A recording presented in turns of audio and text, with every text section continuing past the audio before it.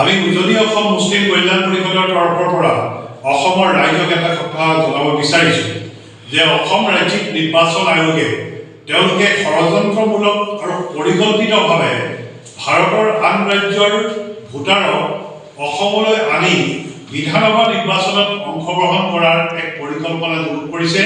এই পৰিকল্পনা অগণতান্ত্ৰিক খিলঞ্জীয়া থলুৱা বিৰোধী এক সিদ্ধান্ত। অসম আন্দোলন 1979 চনত হৈছিল অসমক বিদেশীমুক্ত কৰাৰ বাবে। অসমত এখন শুদ্ধ ভোটাৰ তালিকাৰ বাবে অসম আন্দোলন হৈছিল।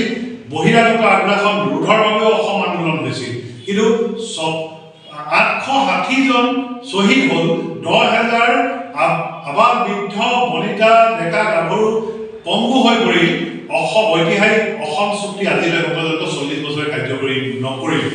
সুদীৰ্ঘদিন অসম শাসন কৰিছে কংগ্ৰেছ চৰকাৰে, 10 বছৰ অসম গণ পৰিষদ চৰকাৰে, পুনৰ এতিয়া 10 বছৰ হিমন্ত বিশ্ব শৰ্মা সৰ্বানন্দ সোণোৱালে শাসন কৰিছে। এই 40 বছৰ পৰা 80 বছৰীয়া যি ৰাজনৈতিক পৰিক্ৰমা, তাত কিন্তু অসমক বিদেশীমুক্ত কৰা নহ'ল। ঐতিহাসিক অসম চুক্তি ৰূপায়ণ কৰা নহ'ল। এনেকুৱা ধৰণে কৰি অসমক বঞ্চিত কৰিছে কেন্দ্ৰীয় চৰকাৰ, ৰাজ্য চৰকাৰসমূহ। ভাৰতবৰ্ষৰ ৰাজ্যবিলাকত অসমেই শোষিত, বঞ্চিত, অৱহেলিত হৈ আছে।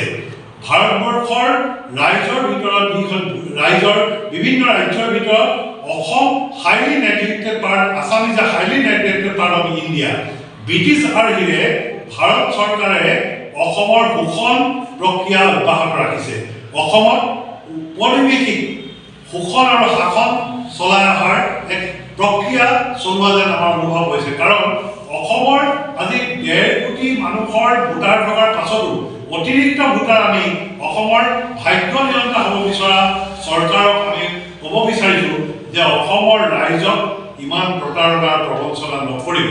কাৰণ উজনি অসম মুছলিম কল্যাণ পৰিষদে এই ন্যায্য দাবী পত্ৰত আমি 12 নম্বৰ দাবীত উল্লেখ কৰিছোঁ যে ভাৰতৰ সংবিধানত 371 কৰ অধীনত অসমক এখন জনজাতীয় ৰাজ্যৰ ঘোষণা কৰে।